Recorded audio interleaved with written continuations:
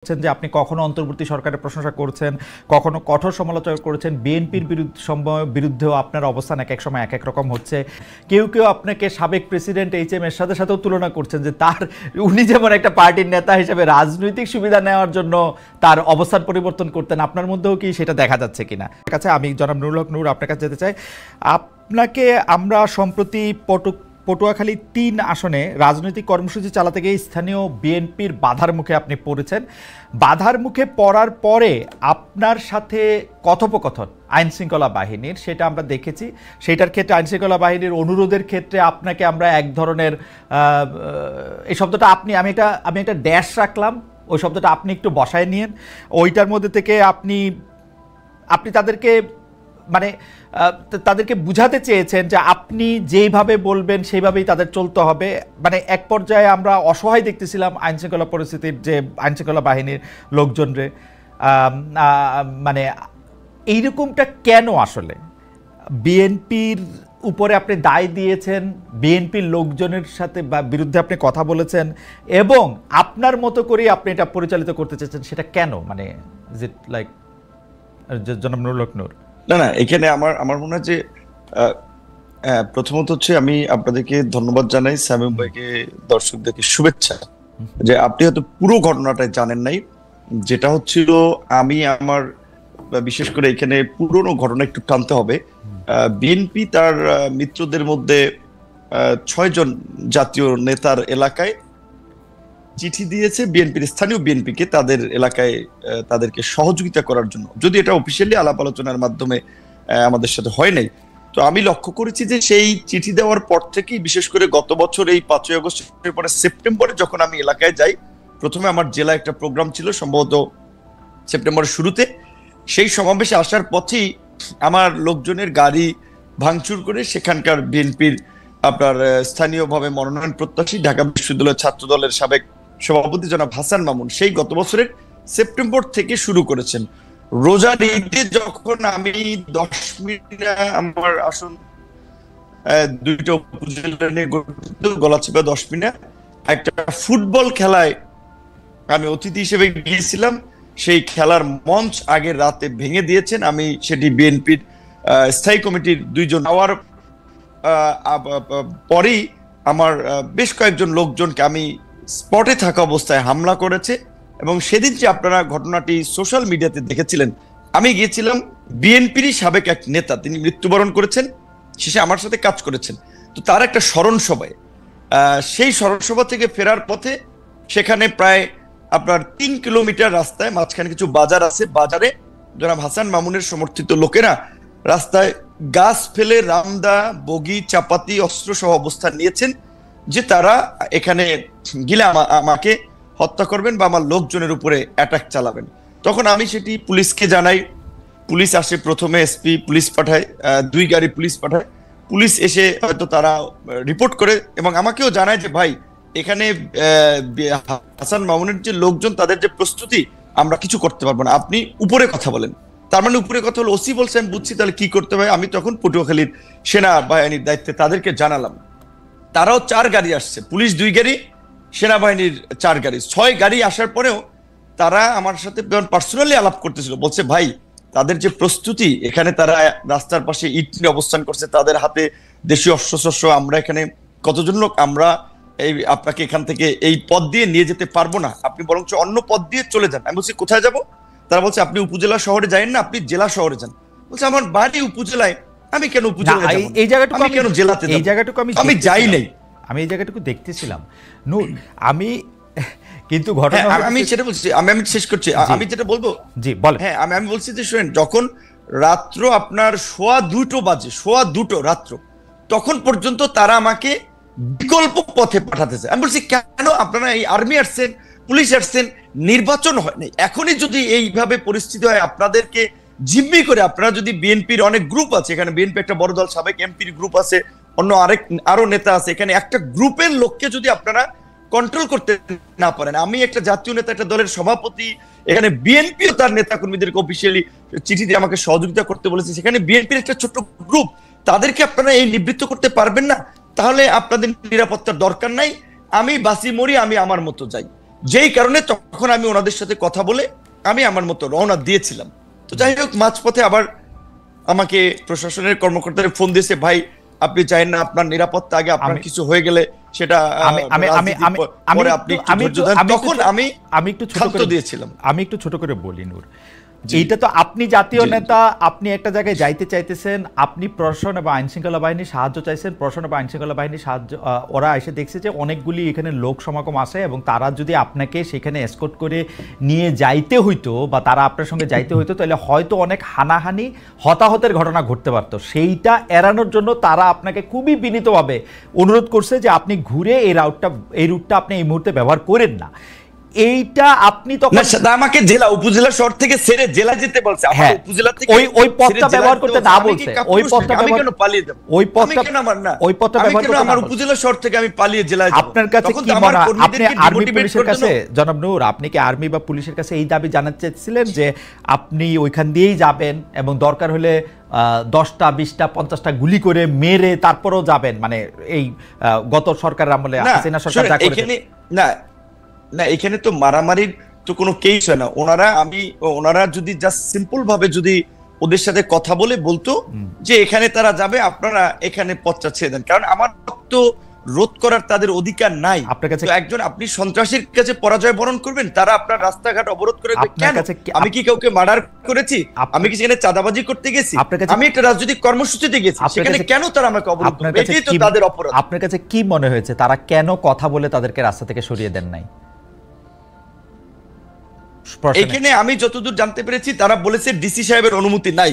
যেটা আমি বলছিলাম, এখানে জনাব হাসান মামুন ছাত্র দলের নেতা ছিলেন, ডিসি হচ্ছে তার কর্মী ছিলেন বোধহয়, এবং জনাব হাসান মামুনের ওয়াইফ একজন ডিসি, তিনি বগুড়াতে বর্তমানে ডিসি আছেন। তো তাদের কলিগ, সেই সুবাদে ডিসি সাহেব, আমি এর আগেও গত ঈদের সময় আমি এটা এই কমিটির সাথে যারা কাজ করে তাদেরকে অভিযোগ করেছিলাম। আমি সার্কিট হাউসে ছিলাম, আমি একটু বলি, আমি সার্কিট হাউসে ছিলাম, আমার রুমের কথোপকথন গোপনে ভিডিও করে ডিসি হাসান মামুনের কাছে পাঠিয়েছি। ডিসি সাহেব অনুমতি না দেওয়ায় পুলিশ ওখান থেকে আমাকে, তারা উপজেলা শহর থেকে ছেড়ে আমাকে জেলা শহরে চলে যেতে বলছে, যে এলাকায় তখন একটা বার্তা ছড়াবে যে বিপিনুর পালিয়ে গিয়েছে বা হাসান মামুনের কর্মীদের তোপের মুখে এলাকায় থাকতে পারেনি। আমি এটা তো করতে পারি না, আমার একটা ব্যক্তিগত রাজনৈতিক অবস্থান আছে না। রাইট, এটা তো ভয়ঙ্কর অভিযোগ। মানে আপনি কি মনে করেন যে একজন মানে বর্তমানে যিনি চেয়ারে বসে আছেন, কর্মরত জেলা প্রশাসক, আপনাকে সার্কিট হাউসের রুমে আপনার অজান্তে ভিডিও করে সেটি আবার আরেকজন রাজনীতিবিদের কাছে দিয়েছেন, এই অভিযোগ আপনি করছেন, তো ভয়াবহ অভিযোগ। কিন্তু আমার প্রশ্ন হচ্ছে যে আপনি কি এখনো মনে করেন যে রেজওয়ানা, আপনি আসিফ নজরুল স্যার, উপদেষ্টা আসিফ নজরুল, রেজওয়ানা, সালেউদ্দিন সাহেব, 3 উপদেষ্টা, জনপ্রশাসক মোখলেস সাহেবকে আমি গত ঈদে, ক্যাবিনেট সেক্রেটারিকে, সবাইকে আমি অবহিত করেছি বিষয়টি। এবং এই ডিসির মূলত আশকারাতেই তারা আমাকে এলাকায় একটা অপদস্থ করতে চেয়েছে, রাজনৈতিকভাবে আমাকে পরাজিত করতে চেয়েছে, মানুষের কাছে ছোট করতে চেয়েছে, এবং এর সাথে ডিসির একটা ইনভলভমেন্ট আছে, যেই কারণে তখন আমি প্রশাসনের আরো উপরে কথা বলেছি যে আমাকে যেন এইখান থেকে যাওয়ার একটা ব্যবস্থা করে দেয়। আমি কেন আমার উপজেলা শহর ছেড়ে আমি জেলা? আমি বুঝতে পারছি। তার মানে কি এই যে এই পাওয়ার গেমটা চলতেছে, আপনি কি মনে করেন যে হাসান মামুন সাহেব যার বিরুদ্ধে আপনি অভিযোগ করছেন, উনি কি বিএনপির হয়ে এই পাওয়ার প্র্যাকটিস করছেন, নাকি উনার নিজস্ব যোগাযোগের মাধ্যমে, উনার স্ত্রীর কথা বললেন, অন্য যোগাযোগের কথা বললেন, এটা কি বিএনপির কে আপনি অ্যাকিউজ করছেন? এখন যেহেতু ধরেন, এটা আপনি জানেন, বিএনপি আওয়ামী লীগের মতো দলগুলোতে পদে থাকলে নেতার পিছে মৌমাছির চাকের মতো লোক থাকে, পদে না থাকলে 5 জন লোক তার পিছনে হাঁটে না। তো তিনি যে কেন্দ্রীয় নির্বাহী কমিটির সদস্য, সেই সুবাদে তিনি মনোনয়ন চান, এলাকায় একটা গ্রুপ তার পক্ষে আছে, তো স্বাভাবিকভাবে তিনি তার রাজনৈতিক পদবি ব্যবহার করে। এবং আমি আপনাকে এইটুকু বলি, এই ঘটনা ঘটবে এটা আমি যখন জানতে পারি, আমি দুপুরবেলা, আমি আপনার এখানে নাম না বললাম, বিএনপির একজন স্থায়ী কমিটির সদস্যকে জানিয়েছিলাম যে এলাকায় এই পরিস্থিতি ঘটবে এবং হতাহতের পরিস্থিতি ঘটতে পারে, কাজেই আপনারা তাকে থামান। আমি আমার এলাকায় প্রোগ্রাম করতে পারবো না, আওয়ামী লীগ আমলেও তো আমাকে এইভাবে বাধা দেয়নি। এমনকি ওই দিন সন্ধ্যায় চর বিশ্বাস, আমার নিজের ইউনিয়ন, সেখানে বাজারের পাশাপাশি 2টো মিটিং হচ্ছিল, বিএনপির একটা মিটিং, আমাদের দলের একটা মিটিং, সেখানে চেয়ার সরাসরি হয়েছে, হাতাহাতি হয়েছে। সেইটি একটা মিথ্যা বিভ্রান্তি ছড়িয়েছে যে বিএনপির অফিসে গণ অধিকার পরিষদের লোকেরা ভাঙচুর করেছে। এই অভিযোগ তুলে গলাচিপা 10 মিনিট 2 উপজেলায় আমার 17টি অফিস ভাঙচুর করেছে, রামদা দিয়ে কুপিয়েছে, ব্যানার, ফেস্টুন, পোস্টার গুলো ছেড়েছে। আমি বিএনপির শীর্ষ নেতাদেরকে বলেছি, আপনারা একটা নিরপেক্ষ তদন্ত করুন, কিন্তু দুঃখজনক এই গত কয়েকদিনেও এখন পর্যন্ত একটা তদন্ত আমি দেখি নাই। এবং আপনার কাছে কি কিঞ্চিত মনে হয় জনাব নূর, আপনার কাছে কি কিঞ্চিত মনে হয় যে আপনার প্রতি যে বিএনপির ভালোবাসা সেটা একটু কমেছে?